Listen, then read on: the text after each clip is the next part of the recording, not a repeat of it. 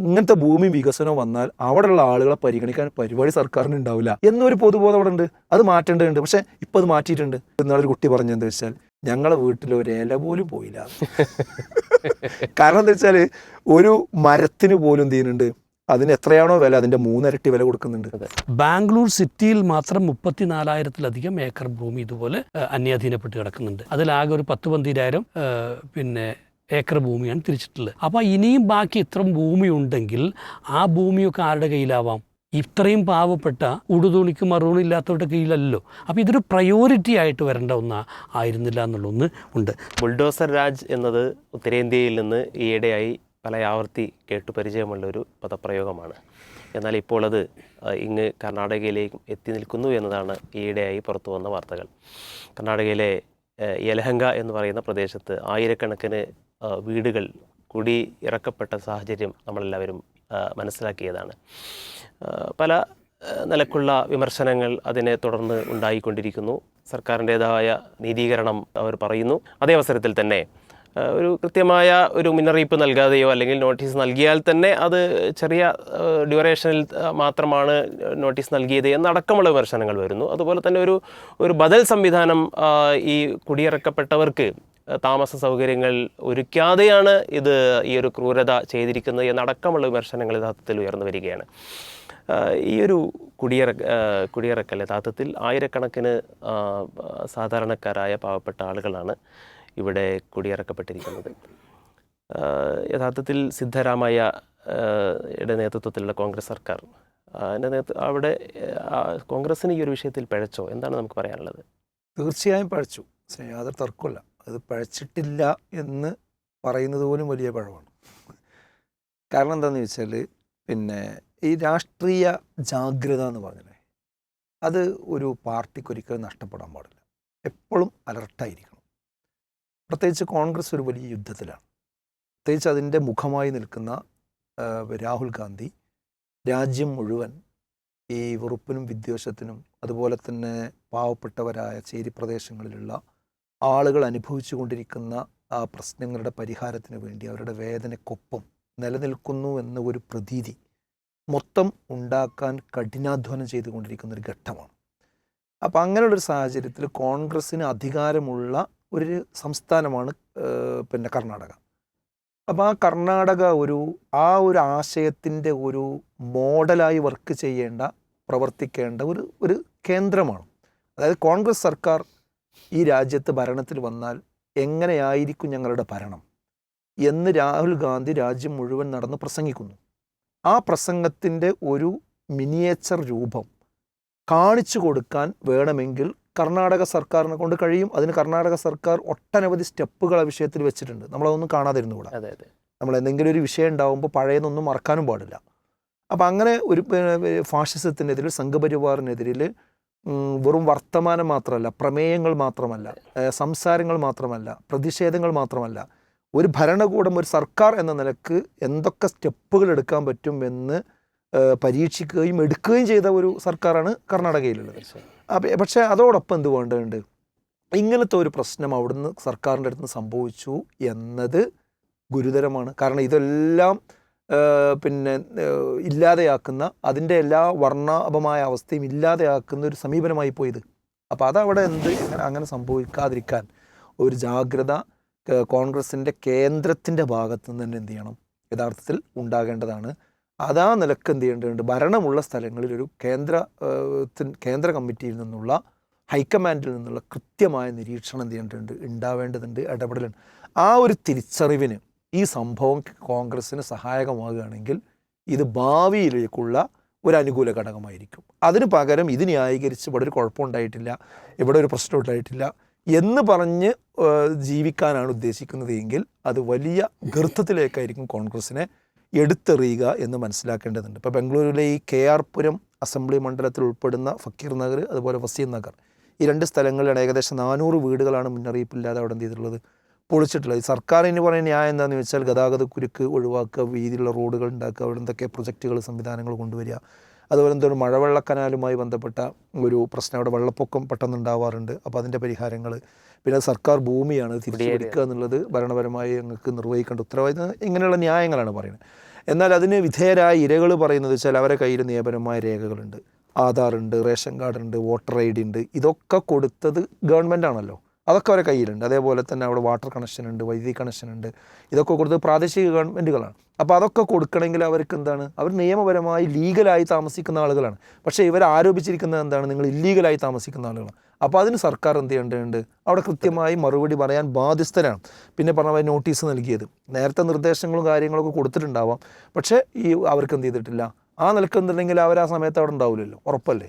പിന്നെ മാത്രമല്ല, പിന്നെ ഇപ്പോൾ വർഷങ്ങളായിട്ട് അവർ പറയുന്നത് 10-30 വർഷമായിട്ട് അവിടെ എന്ത് ചെയ്യുന്നുണ്ട്, അവർ താമസിക്കുന്നുണ്ട്. പിന്നെ ഈ പ്രാദേശിക ഭരണകൂടം ഇവർക്ക് ഈ വക കാര്യങ്ങളൊക്കെ, വെള്ളവും കാര്യങ്ങളൊക്കെ കൊടുത്തുകൊണ്ടിരിക്കുന്നത് അവിടുത്തെ ലീഗലായിട്ട് അവർ ജീവിക്കുന്നു എന്നതുകൊണ്ടാണ്.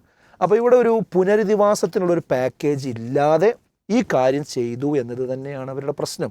അങ്ങനെ ഒരു അവസ്ഥയിലേക്ക് ഒരിക്കലും ചെയ്യാൻ പാടുണ്ടായിരുന്നില്ല. അപ്പോൾ നമുക്ക് പറയാനുള്ളത് എന്താണെന്ന് വെച്ചാൽ, കോൺഗ്രസ് സർക്കാരിന് തെറ്റുപറ്റി, അതിന് ന്യായീകരിച്ചൊരിക്കലും സമയം കളയരുത്. ഇനി ചെയ്യേണ്ടത് എന്താ വെച്ചാൽ, ഈ പ്രശ്നത്തെ അടിയന്തരമായി പ്രായോഗികമായി പരിഹരിക്കുക.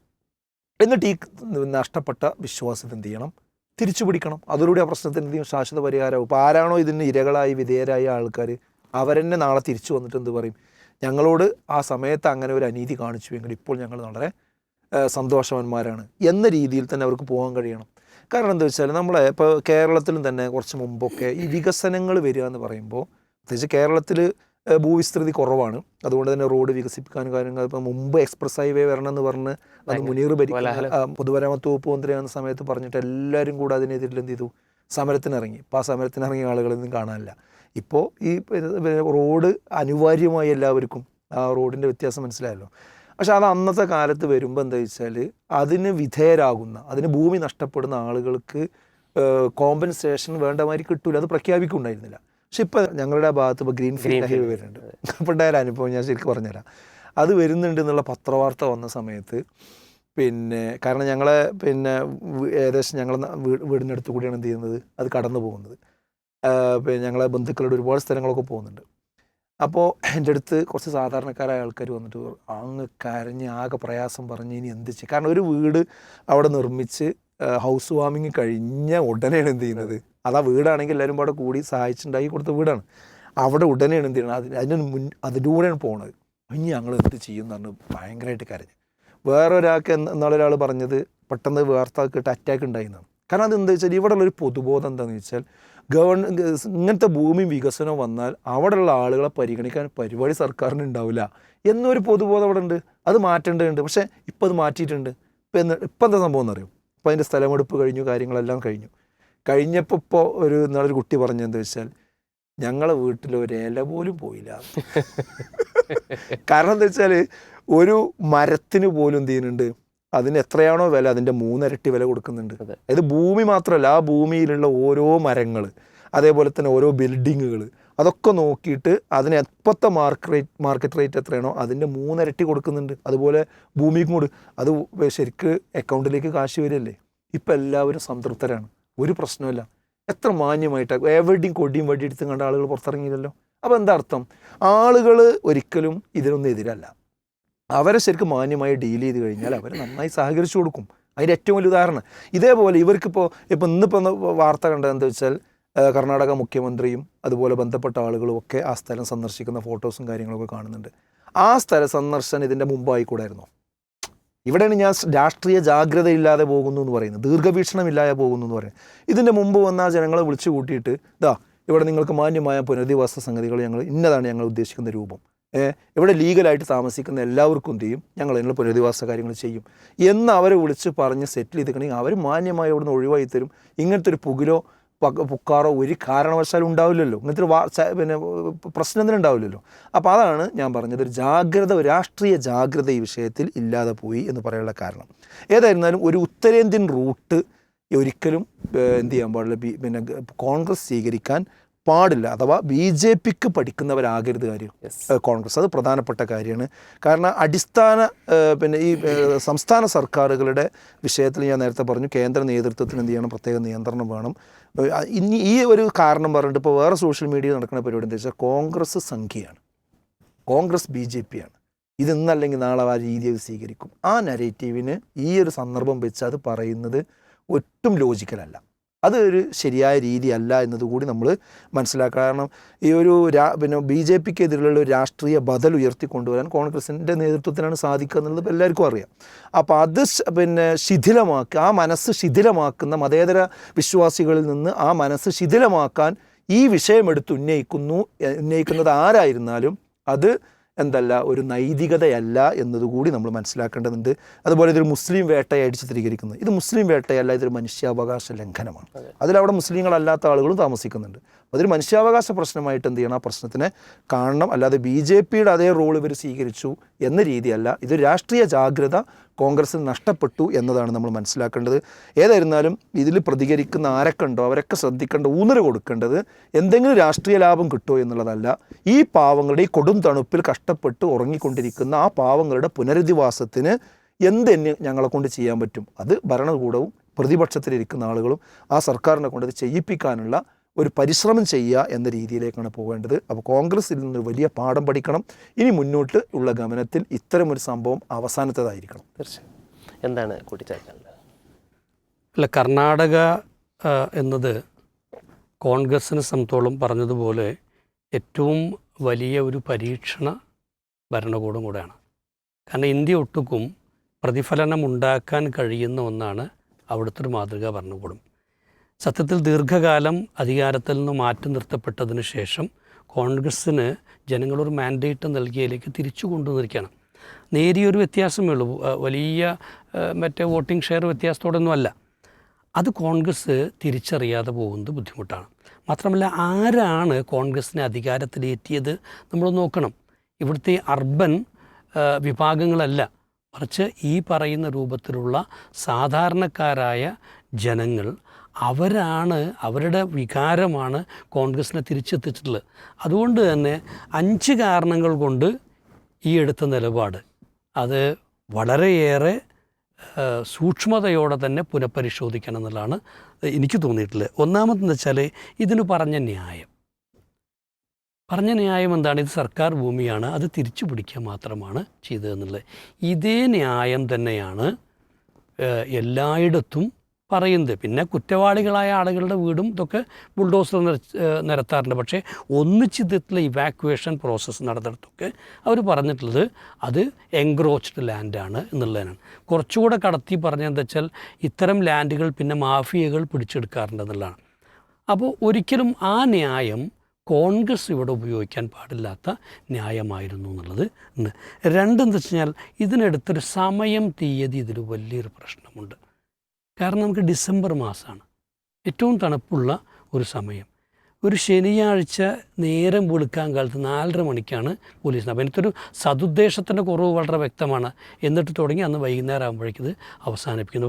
ഒരു കോടതിയെ സമീപിക്കാനോ ഒരു സ്റ്റേ വാങ്ങിക്കാനോ ഒന്നും പോലുള്ള സമയം ഇവർക്ക് കിട്ടിയിട്ടില്ല. അപ്പോൾ വളരെ ആസൂത്രിതമായിട്ട് തന്നെയാണ് ചെയ്യുന്നത്. മാത്രമല്ല, ആലോചിച്ച് നോക്കൂ, തങ്ങളുടെ വസ്തുവകകളൊക്കെ എടുക്കാൻ, രേഖകളൊക്കെ ഒന്ന് സംരക്ഷിക്കാൻ പഠിക്കുന്ന കുട്ടികളുണ്ടാകും, അവർക്കുടെ പുസ്തകം മറ്റു കാര്യങ്ങൾ, രോഗികളുണ്ടാകും.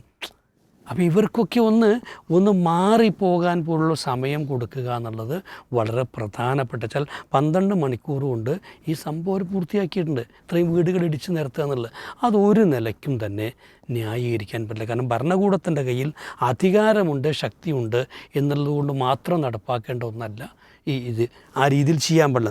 മൂന്നാമത്തൊന്ന് വെച്ച് കഴിഞ്ഞാൽ ഈ നേരത്തെ പറഞ്ഞ പോലെ പുനരധിവാസത്തിനുള്ള എന്തെങ്കിലും ഒന്ന് അവിടെ വെച്ച് കൊടുത്തിട്ടായിരുന്നെങ്കിൽ അറ്റ്ലീസ്റ്റ് ഇവരെ നേരെ അങ്ങോട്ട് കൊണ്ടുപോയിട്ട് താമസിപ്പിക്കാമല്ലോ. സർക്കാർ ഇപ്പോൾ പറഞ്ഞൊരു കാര്യം എന്താ വെച്ചാൽ, അവരുടെ ഹൗസിംഗ് മിനിസ്റ്റർ സമീർ അഹമ്മദ് ഖാൻ അദ്ദേഹം പറഞ്ഞതെന്താ വെച്ചാൽ, ഇവരോട് 4 തവണ എന്ത് ചെയ്തിരുന്നു, ഈ സംസാരം നടത്തിയിരുന്നു. അതുപോലെ തന്നെ വേറെ ഭൂമി കൊടുക്കാമെന്ന് പറഞ്ഞിരുന്നു. അതുപോലെ തന്നെ 4 ഏക്കർ സ്ഥലം കൊടുക്കാൻ തീരുന്നു പറഞ്ഞിരുന്നു ഒക്കെ പറയുന്നുണ്ട്. പക്ഷേ ഒന്നാമത് ഇതിനുള്ള രേഖകൾ കാണിക്കണം ഉണ്ടോ എന്നുള്ളത്. അങ്ങനെ ഉണ്ടെങ്കിൽ സർക്കാരിനൊരു ആൾട്ടർനേറ്റീവ് 4ഓളം എന്തോ ഒരു പേര് പറയുന്നുണ്ട്, എന്താണ് പറയുക, ഈ ചൗത്തറീസ് എന്നെന്തോ പറയുന്നുണ്ട്. അത് ചിലപ്പോൾ വില്ലേജ് എന്താ എനിക്ക് മനസ്സിലായില്ല. അത്തരം 5 സ്ഥലങ്ങൾ കാണിച്ചു കൊടുത്തിരുന്നു അവർക്ക് പുനരധിവാസത്തിന് വേണ്ടിയാണ്. ആയിക്കോട്ടെ, അത്തരം സ്ഥലങ്ങളിൽ എന്തെങ്കിലും ഒരു താൽക്കാലിക സംവിധാനമെങ്കിലും ആക്കിയിട്ട് ഇവർക്ക് കുളിക്കണ്ടേ, കക്കൂസ് പോകണ്ടേ, എന്തെല്ലാം ആവശ്യങ്ങളുണ്ട്, ഭക്ഷണം പാകം ചെയ്യണ്ടേ, കിടന്നുറങ്ങണ്ടേ. അപ്പോൾ ഇതിനുള്ളൊരു സംവിധാനമാക്കിയിട്ടാണ് ചെയ്തിരുന്നെങ്കിൽ ഒരു ന്യായം പറയുന്നിടത്ത് കാര്യമുണ്ടായിരുന്നു. പിന്നെന്താണെന്ന് വെച്ച് കഴിഞ്ഞാൽ ഇത് ആണോ പ്രയോറിറ്റി? അത് കർണാടകയെ സംബന്ധിച്ചിടത്തോളം ഞാൻ മനസ്സിലാക്കിയത് 13 ലക്ഷത്തിലധികം ഏക്കർ സ്ഥലം സർക്കാർ ഭൂമി ഈ രീതിയിൽ കയ്യേറ്റം ചെയ്യപ്പെട്ടിട്ടുണ്ട്. അതിലിപ്പോൾ ഒരു 11 തൊട്ടാണെന്ന് തോന്നുന്നു ഇതുവരെ പിടിച്ചെടുത്തിട്ടുള്ളത് ഏതാണ്ട് ഒരു 3 ലക്ഷത്തിൽ താഴെ വരുന്ന ഭൂമിയാണ്. ബാംഗ്ലൂർ സിറ്റിയിൽ മാത്രം 34,000-ലധികം ഏക്കർ ഭൂമി ഇതുപോലെ അന്യാധീനപ്പെട്ട് കിടക്കുന്നുണ്ട്. അതിലാകെ ഒരു 10-12,000 ഏക്കർ ഭൂമിയാണ് തിരിച്ചിട്ടുള്ളത്. അപ്പോൾ ഇനിയും ബാക്കി ഇത്രയും ഭൂമി ഉണ്ടെങ്കിൽ ആ ഭൂമിയൊക്കെ ആരുടെ കയ്യിലാവാം? ഇത്രയും പാവപ്പെട്ട ഉടുതുണിക്ക് മറുപടിയില്ലാത്തവരുടെ കയ്യിലല്ലോ. അപ്പോൾ ഇതൊരു പ്രയോറിറ്റി ആയിട്ട് വരേണ്ട ആയിരുന്നില്ല എന്നുള്ളൊന്ന് ഉണ്ട്. 5-മത്തെ എന്താ വെച്ചാൽ പ്രതികരിക്കാൻ വൈകി. ആദ്യ ദിവസങ്ങളും വേണ്ടിയിട്ടില്ല. ഇപ്പോൾ രാഷ്ട്രീയ വിമർശനം വരികയും BJP ഏറ്റെടുത്തു. പിന്നെ മറ്റു രീതിയിലൊക്കെ മീഡിയകളിലൊക്കെ ഇത് ചെയ്തു. പിണറായി വിജയൻ എന്ത് ചെയ്തു? നമ്മുടെ മുഖ്യമന്ത്രി അതിനെ രൂക്ഷമായ ഭാഷയിൽ തന്നെ അതിനോട് പ്രതികരിച്ചു. ഇതൊക്കെ വന്നപ്പോഴാണ് സർക്കാർ രംഗത്ത് വരുന്നത്. അങ്ങനെ ആയിരുന്നില്ല വേണ്ടിയിരുന്നത്. എല്ലാ രീതിയിലുള്ള പ്രിക്കോഷൻസും എടുത്ത് അവിടെ ഒരു മാനുഷിക പ്രശ്നമുണ്ട് എന്നുള്ളത് മനസ്സിലാക്കി അതിനനുസൃതമായിട്ടുള്ളൊരിത് ഉണ്ടായിരുന്നു. അപ്പോൾ ഇനി ഉയർന്നു വരുന്ന ചോദ്യങ്ങൾ എന്താണ്? ഇത് ശരിക്കും ഗവൺമെൻറ് ഭൂമിയാണോ? കാരണം 30 വർഷത്തിലായിട്ട് ഇവിടെ താമസിക്കേണ്ടതെന്നുള്ളതാണ്. നേരത്തെ പറഞ്ഞ പോലെ എല്ലാ രേഖകളും അവർ കാണിക്കുന്നുണ്ട്. പാസ്പോർട്ട്, റേഷൻ കാർഡുണ്ട്, ഗ്യാസ് കണക്ഷനുണ്ട്, വൈദ്യുതിയുണ്ട്, ഇതെല്ലാം ഉണ്ട്. അപ്പോൾ അത്തരമൊരു ലാൻഡിൽ നിന്നൊരു ജനത്തെ ഒഴിപ്പിക്കുന്നതിന് മുൻപ് കൃത്യമായിട്ടുള്ള ചില നിയമ നടപടികൾക്ക് വിധേയമാകേണ്ടതുണ്ട്. ഇവർക്കും കോടതി പോകാൻ അവകാശമുണ്ടല്ലോ. ജനാധിപത്യത്തിൽ ജീവിക്കുന്ന ഒരാൾ സംബന്ധിച്ചോളം അതിനവർക്ക് അവസരം കൊടുക്കേണ്ടതായിരുന്നു. അതിലവരെ വഞ്ചിച്ചു എന്ന് അവർ പറയുന്നുണ്ട് ജനങ്ങൾ. എന്നുവെച്ചാൽ ചർച്ചകൾ ഇങ്ങനെ നടക്കുകയായിരുന്നു, അതിനിടയിൽ കൂടെയാണ് എന്ത് ചെയ്യുന്നത്? ഈ പറയുന്ന ഒഴിപ്പിക്കൽ വരുന്നതെന്നുള്ളത്. അപ്പോൾ നോട്ടീസ് നൽകിയോ എന്നുള്ള ചോദ്യമുണ്ട്. ഈ മീഡിയേഷൻസ് നടത്തിയത് ആരാണ്, എങ്ങനെയാണ് എന്നുള്ള ചോദ്യങ്ങളുണ്ട്. എന്തായാലും ഒരു കാര്യം ഉറപ്പാണ്, കോൺഗ്രസ് എന്ത് ചെയ്തു? ഇത് അറിഞ്ഞ ഉടനെ എന്ത് ചെയ്തു? BJP അല്ല നമുക്ക് മനസ്സിലായി. കാരണം AICC ഇടപെട്ടു, വിശദീകരണം ചോദിച്ചു. കാരണം അവിടെ ഏറ്റവും വലിയൊരു സ്റ്റേറ്റായിട്ട് പോലും വിശദീകരണം ചോദിച്ചു എന്ന് മാത്രമല്ല അതിനെ BJP വിമർശിച്ചിട്ടുണ്ട്. എന്നുവെച്ചാൽ KC വേണുഗോപാൽ സൂപ്പർ CM ആയിട്ടാണ് ഇപ്പോൾ പെരുമാറുന്നത് എന്ന് പറഞ്ഞിട്ട്. അത് ശരിക്കൊരു നല്ല പോസിറ്റീവായൊരു കാര്യമാണ്.